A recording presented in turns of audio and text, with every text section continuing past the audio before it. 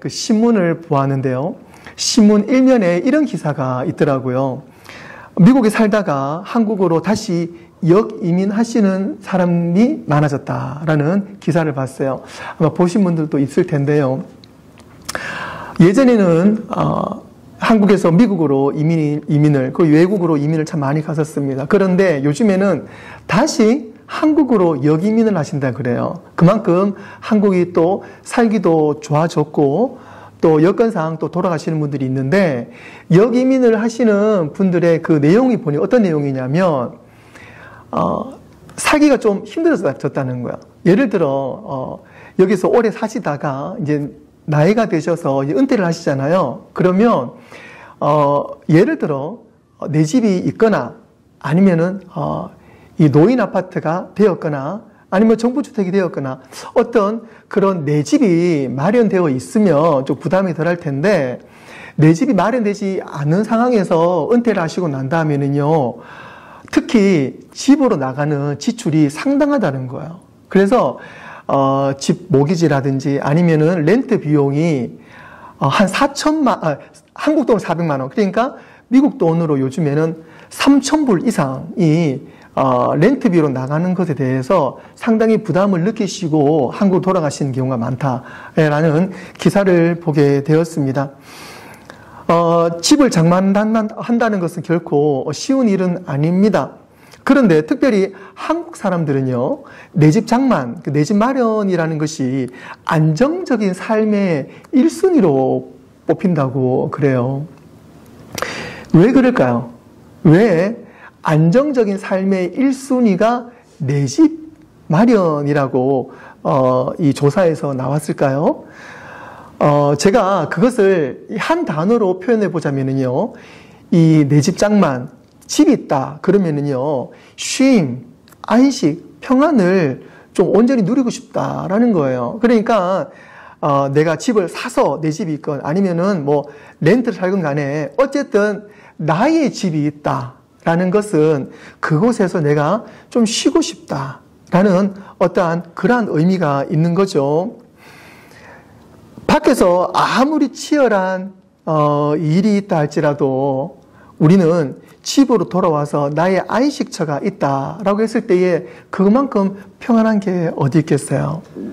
그래서 이 집은요, 단순한 뭐 건물, 이 주소라는 개념보다도 내 마음이 쉬는 공간, 그리고 관계의 어떤 그 품이라고 볼 수가 있는 거죠. 그래서 집은 물리적인 장소이면서도 동시에 내가 어디에 속해 있는지, 내가 누구에게 속해 있는지에 대한 어떤 정체성의 공간이 집이라고 해도 과언이 아닐 것입니다.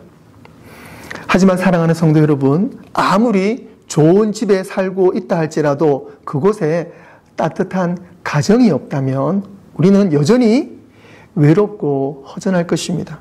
그래서 하나님은 우리가 그분의 가족으로 살아가기를 원하십니다. 하나님은 단지 우리에게 집을 주시는 분이 아니시고 우리는 하나님 안에서 영원한 집에서 살기를 원하십니다. 사도 바울은 이렇게 고백했어요. 오늘 본문 말씀처럼 그 기쁘신 뜻대로 우리를 예정하사 예수 그리스도로 말미암아 자기의 아들이 되게 하셨다. 사도 바울이 왜 이런 고백을 했을까요? 하나님은 우리를 하나님의 가족으로 부르셨다는 말입니다. 우리는 단지 죄 사함을 받기 위해 예수님 믿는 것 아니에요. 그냥 그렇게 단순함으로 끝나지가 않습니다. 우리가 예수님을 믿는다는 것은요, 더 깊은 의미, 더 넓은 의미로 하나님과의 관계성입니다. 하나님과 한 가족이 된다는 거예요. 그것이 오늘 메시지의 핵심입니다. 성경 66권 전체를 우리는 하나님의 메시지가 어떤 초점을 두고 있느냐, 그것은요, 성경 전체는 하나님께서 한 가족을 이루시는 가족 공동체의 이야기라고 해도 과언이 아닙니다. 하나님께서 태초에 이 세상을 창조하시고 난 다음에 아담과 하와 그리고 이 모든 동식물과 자연을 만드시면서 이것이 어디에 연결되는 거예요? 하나님과 연결되게 하셨어요. 그래서 하나님과 함께 한 공동체로 살아가기를 원하시는 것입니다. 그래서 우리는 하나님의 기쁨이 된다. 근데 이 말에는요, 우리가 하나님의 기쁨의 존재라는 것보다는 우리는 하나님으로 인해서 기쁨의 삶을 산다는 거예요. 하나님과 한 공동체로 이루면서 우리는 기쁨의 삶을 살아가는 것. 하나님과 분리되면은 우리는 기쁨의 삶을 살 수가 없는 거예요. 하지만 하나님과 한 가족, 한 공동체를 이루면서 우리는 기쁨의 삶을 사는 거예요. 그래서 우리 교회가, 우리 가정이, 우리가 소속되어 있는 곳이 하나님과의 관계성이 이루어지고 있는가, 이 시간 말씀을 통해서 점검해 보아야 될 줄로 믿습니다. 나는 누구인가? 나는 어디에 속해 있는가? 우리는 이 질문에 대해서 하나님의 시선에서, 하나님의 마음에서, 하나님의 은혜 안에서 분명히 오늘 답을 찾을 줄로 믿습니다. 첫 번째로 하나님의 목적은 무엇입니까? 그것은 하나님과의 관계성, 하나님과의 가족의 관계성입니다. 오늘 읽은 본 말씀을 좀 쉬운 성경으로 한번 더 볼게요. 또한 그때부터 예수 그리스도를 통해 우리를 자녀 삼으시기로 작정하셨습니다. 하나님께서는 이 일을 바라시고 또 기뻐하셨습니다. 하나님께서는요, 우리를 자녀 삼으시기로 작정하셨는데 이것이 하나님 보시기 너무 기뻤다는 거예요. 오늘 저와 여러분들이 하나님과의 관계성을 가지고 있으면 하나님 너무 기쁘시다는 거예요. 그렇다면 반대 이야기는 뭡니까? 하나님과 떨어져 있으면 하나님께서는 기뻐하시지 못한다는 거예요. 그러니까 우리는 늘 하나님과 관계성을 가져야 됩니다. 하나님 기뻐하시도록. 또 하나님과 관계성을 가지면 우리에게도 기쁨이라는 거예요. 이것이 바로 하나님과 우리와의 가족 간의 가족이라는 관계인 거예요. 그러면서 오늘 말씀 가운데에 그때부터, 언제부터요? 그때가 언제입니까? 언제부터 하나님 이 마음을 작정하셨을까요? 오늘 말씀부터 말씀 볼 때에 또한 그때부터 우리를 자녀 삼으시기로 작정하셨다. 오늘 이 말씀의 그 답은요, 오늘 읽은 5절 말씀 그 전에 4절 말씀에 답이 있습니다. 우리 함께 읽어볼까요? 시작. 곧 창세 전에 그리스도 안에서 우리를 택하사 우리로 사랑 안에서 그 앞에 거룩하고 흠이 없게 하시려고. 언제부터요? 창세 전부터. 와, 어떻게 그럴 수가 있어요? 언제 이 세상이 창조가 되었는데 이 땅이, 이 세상이 창조가 되기 이전부터 이미 저와 여러분들은 하나님의 계획 속에 있었다는 거예요. 놀라운 사실입니다. 디모데후서 1장 9절 말씀에서도 이런 고백이 있습니다. 하나님이 우리를 구원하사 거룩하신 소명으로 부르심은 우리의 행위대로 하심이 아니요 오직 자기의 뜻과 영원 전부터 그리스도 예수 안에서 우리에게 주신 은혜대로 하심이라. 하나님의 은혜는 언제부터입니까? 영원 전부터예요. 영원이라는 말이 무엇입니까? 이거는 시간으로 어떻게 우리가 계산할 수 없는 것이 영원이잖아요. 그런데 영원 전부터, 이 세상이 창조하기 이전부터 하나님의 은혜가 우리 가운데 약속이 되어졌다는 것입니다. 이것보다 놀라운 사실이 있겠습니까? 오늘 말씀에 작정하셨다, 예정하셨다, 이 말씀을 원문으로 제가 한번 살펴봤어요. 어문에서는요, 프루리조라는 단어인데요. 이 말에는 두 가지의 단어가 조합이 되어 있습니다. 프루, 영어로 프로라는 게인데요. 미리, 리조, 즉 계획하다, 미리 계획되었다는 거예요. 하나님은 우리를 가족으로 삼으시기로, 우리를 자녀 삼으시기로, 우리를 사랑하시기로, 하나님이 육신을 입으시고 이 땅에 오신 예수 그리스도를 보내시기까지도 우리를 사랑하시기로 작정하신 것이 이미 창세 전부터 하나님은 마음 먹으신 거예요. 그것이 바로 하나님이 우리를 사랑하시는 농도입니다. 요한일서 3장 1절에 보라, 아버지께서 어떠한 사랑을 우리에게 베푸사 하나님의 자녀라 일컬음 받게 하셨는가? 요한 사도가 한번 봐. 하나님의 사랑이 얼마나 큰지를 한번 봐. 우리가 믿음의 눈을 들어 믿음의 눈을 뜨고 이 세상을 바라보며 세상에 정말 만물 하나하나를 보면서 하나님의 사랑이 깃들어 있다는 것을, 우리가 인생을 살아오면서 과거를 돌아보면 많은 사건 사고들이 있었지만 그 과정 속에서 하나님의 섭리가 있었다는 것을 믿음의 눈을 떠 보게 되면 그것이 명확하게 보인다는 거예요. 하나님의 사랑이 보인다는 거예요. 우리가 하나님의 사랑 안에서 하나님의 자녀로, 하나님의 가족으로 살아가는 것이 얼마나 복되다는 것을 우리가 믿음을 가지고 있으면 보인다는 거예요. 두 번째로, 하나님의 가족은요, 누구를 통해서만요? 예수를 통해서만 가능합니다. 그래서 우리는 예수님을 온전히 믿어야 돼요. 갈라디아서 3장 26절 말씀에 너희가 다 믿음으로 말미암아 그리스도 예수 안에서 하나님의 아들이 되었다라고 고백을 합니다. 성경은 모든 인간이 하나님의 형상으로 창조가 되었지만 하나님의 자녀가 되는 것은요, 무엇을 통해서요? 하나님의 자녀가 되는 것은 오직 믿음을 통해서만 가능합니다. 다시 말해서 우리는 누구나 태어납니다. 첫 번째 태어나죠. 우리는 태어납니다. 우리는 이 땅에 태어나서 인류의 한 사람으로서 살아가게 됩니다. 하지만 그보다 더욱더 중요한 것은 하나님의 가족으로 태어나기 위해서는 우리는 거듭나야 됩니다.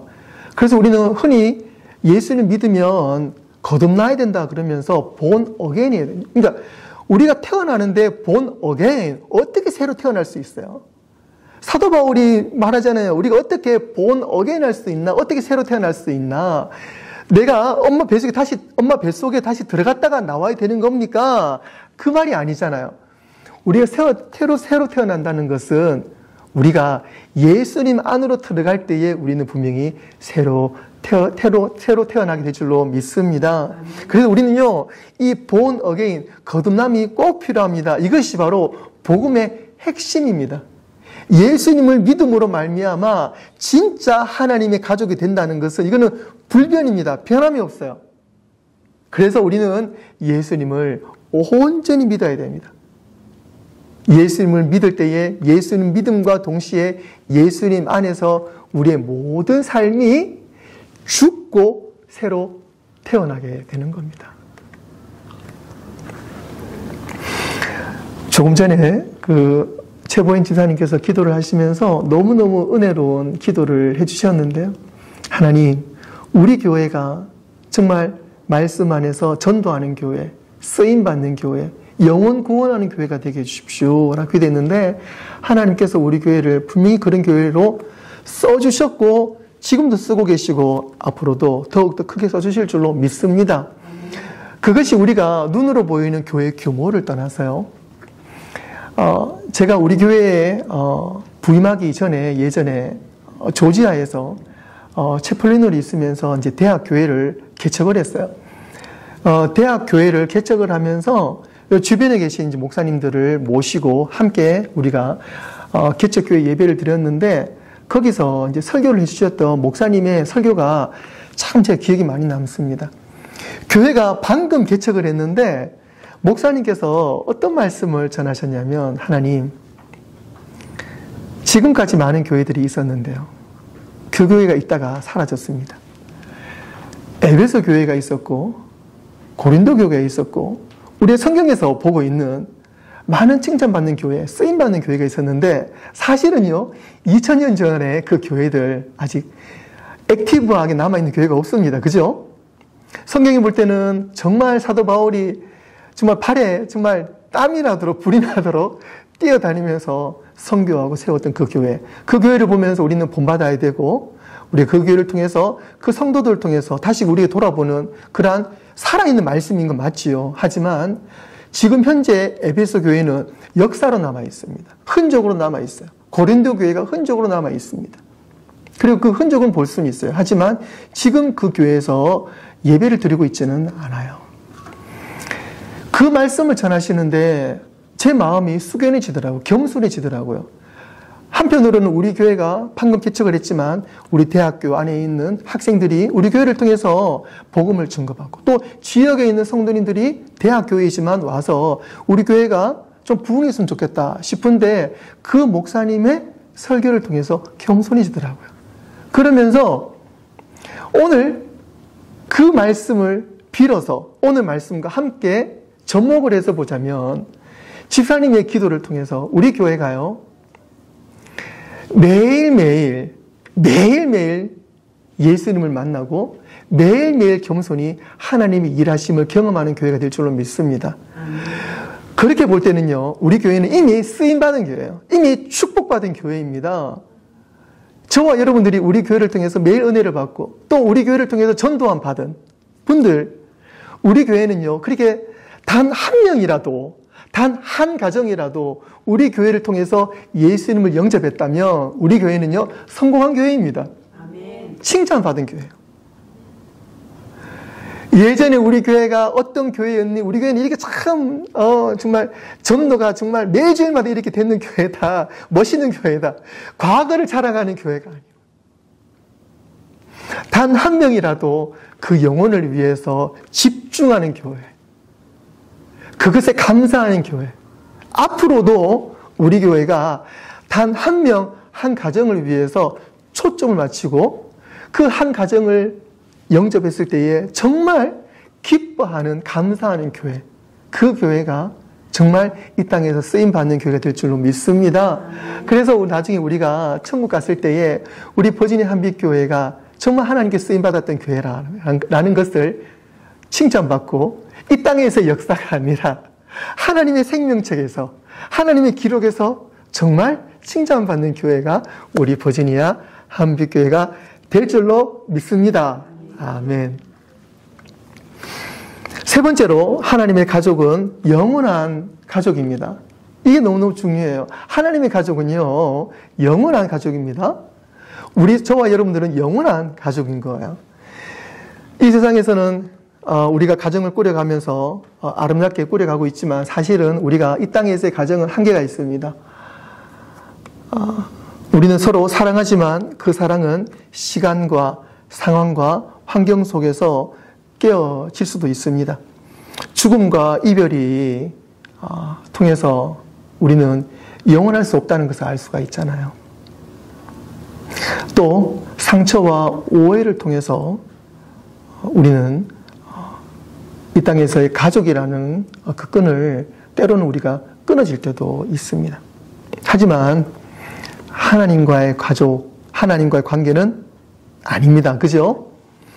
영원히 변치 않는 하나님의 사랑, 예수님의 보혈로 묶여진 관계가 바로 하나님과 우리와의 관계, 하나님과 우리 가정과의 관계, 하나님과 우리 교회와의 관계인 줄로 믿습니다. 마태복음 12장 50절에서 말씀하십니다. 누구든지 하늘에 계신 내 아버지의 뜻대로 하는 자가 내 형제요, 자매요, 어머니다 라고 말씀하십니다. 우리가 예수님을 믿고 하나님의 뜻대로 살아갈 때, 예수님을 믿고 하나님의 뜻대로 살아갈 때 우리는 참 형제고 자매인 것입니다. 이것이 바로 말씀의 힘이고 말씀을 통해서 한 가족이라는 그러한 것을 오늘 마태복음 통해서 예수님께서 말씀하고 있는 것입니다. 에베소서 2장 19절에서 말씀하십니다. 그러므로 이제부터 너희는 외인도 아니요 나그네도 아니요 오직 성도들과 동일한 시민이요 하나님의 권속이다. 하나님의 권속이다 라고 말씀하십니다. 이 하나님의 권속이다가 영어로 뭐라고 나와 있어요? Household of God. 이 말이에요. 하나님 안에서 권속이다. 하나님 안에서 한 가정을 잇는 거예요. 미국에서 뭐 서류 적을 때 하우스홀드 인컴이라고 그러잖아요. 남편이 벌든 와이프가 벌든 혹은 장성과 자녀들이 뭘 벌어도 뭐 세금 보고할 때나 뭐 낼 때는요 인컴이 뭐예요? 아빠 따라 엄마 따라 아니에요. 하우스홀드 인컴이에요. 즉 하나로 뭉쳐지는 게 가족이에요. 이것이 바로 하나님의 은혜입니다.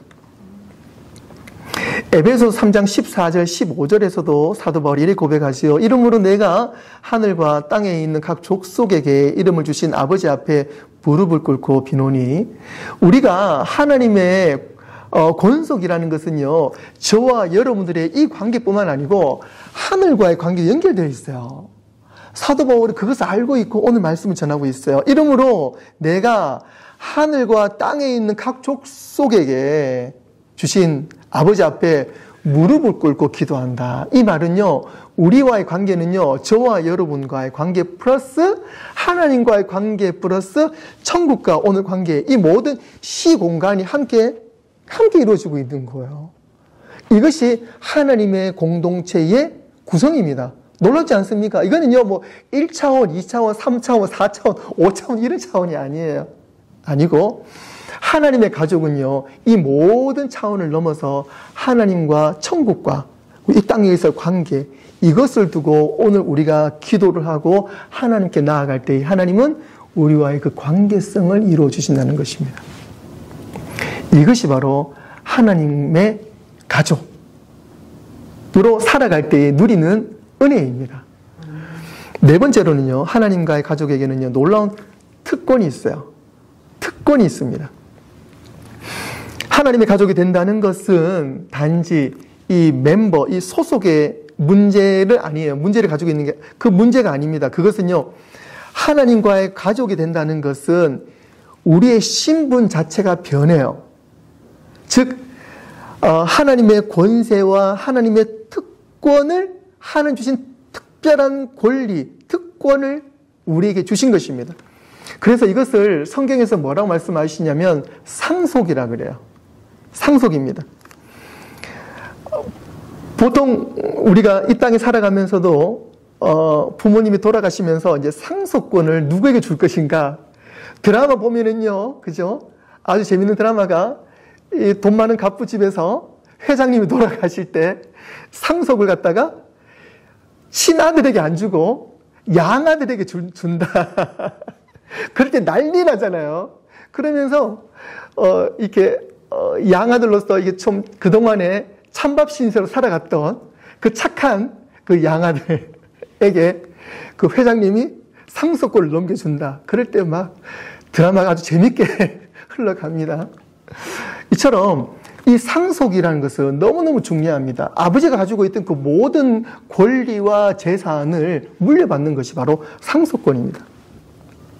로마서 8장 17절에 자녀이면 또한 상속자, 곧 하나님의 상속자요, 그리스도와 함께한 상속자니 우리가 그와 함께 영광을 받기 위하여 고난도 함께 받아야 할 것이니라. 사도 바울은요, 이 상속권에 대해서 분명히 알고 있었어요. 그것은 우리가 하나님의 자녀고 하나님의 가족이 된다는 것은 하나님의 모든 상속권을 받는 거예요. 모든 상속권을 받을 때 그것이 누구를 통해서요?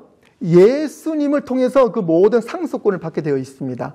그럴 때에 예수님이 가지셨던 그 모든 것, 죽음과 부활까지도 우리에게 주어진 거예요. 그러니까 사랑하는 성도 여러분, 이 땅에 살아가면서 잠시 당하는 고난과 염려, 곤란과 어려움, 그것에 너무 연연하지 마십시오. 우리는 이미 하나님의 상속권을 받은 자들이기 때문에 우리 이 땅에 살아가면서 때로는 불편하고 때로는 억울하고 힘들고 어려워도 우리는 이미 하나님의 상속권을 가지고 있는 거예요. 그러니까 마음을 넉넉하게 먹으시고 하나님의 것이다, 내 것이다 라는 그러한 충만함, 넉넉한 믿음을 가지시고 그 어려움을 지혜롭게 넘기시길 바라요. 아멘.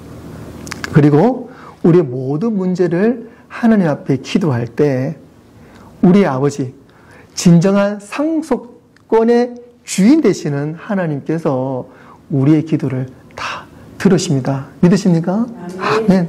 다 들으세요. 하나님 다 들으시고 염려하지 마, 걱정하지 마. 언제부터요? 영원 전부터 하나님이 이미 나를 택하시고 나를 축복하시고 나를 붙잡으시고 나를 인도하시고 모든 계획하심을 가지고 계시기 때문에 우리가 하나님을 바라보고 이 땅에서 살아가면 그 모든 문제들이 하나님의 때, 하나님의 뜻에 은혜롭게, 지혜롭게 풀려날 줄로 믿습니다. 그러니까 우리는 하나님의 특권 가운데 있다는 것을 꼭 명심하시고 살아가시기를 바라요. 베드로전서 1장 4절 말씀에 썩지 않고 더럽지 않고 새하지 아니하는 유업을 있게 하시나니 곧 너희를 위하여 하늘에 간직하신 것이라.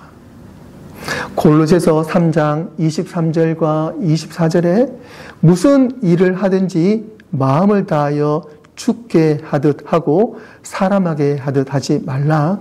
이는 기업의 상을 죽게 받을 줄을 아나니 너희는 주 그리스도를 섬기느니라.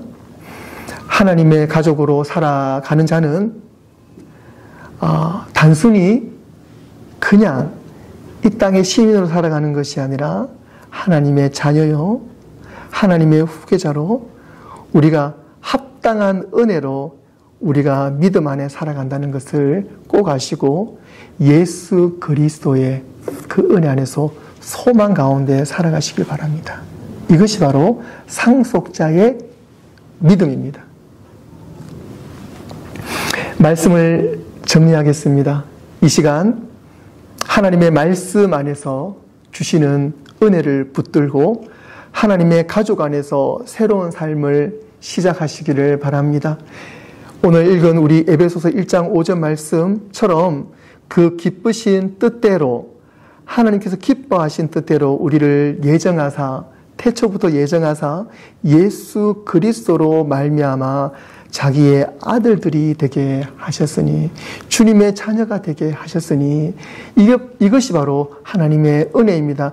이 말씀을 붙잡으시고 오늘 또 우리의 정체성, 내가 누구인지 내가 어떻게 살아가야 되는지를 꼭 아시고 살아가시기를 바랍니다. 하나님은 여러분을 가족으로 삼기를 원하시고 또 기쁨으로 계획하셨습니다. 그리고 지금도 하나님은 여러분들을 자녀로, 형제로, 친구로 부르셨습니다. 하나님의 가족은 선택이 아니라 하나님의 초대입니다. 하나님께서 부르셨어요. 여러분이 하나님 이 초대 가운데에 믿음으로 응답하시고 그리고 하나님의 가족으로서 하나님의 자녀로서 이 땅에서 그 특권으로 살아가시기를 바랍니다. 사랑하는 성도 여러분, 하나님의 가족 안에서 살아가십시오. 그리고 사랑하시고 용서하시고 우리가 함께 예배하고 함께 기도하며 함께 하나님의 영원 안에 살아가시는 저와 여러분 되시기를 바랍니다. 오늘도 여러분의 삶이 예수 그리스도 안에서 하나님의 가족으로 새롭게 시작되기를 주님의 이름으로 축원합니다. 기도하겠습니다.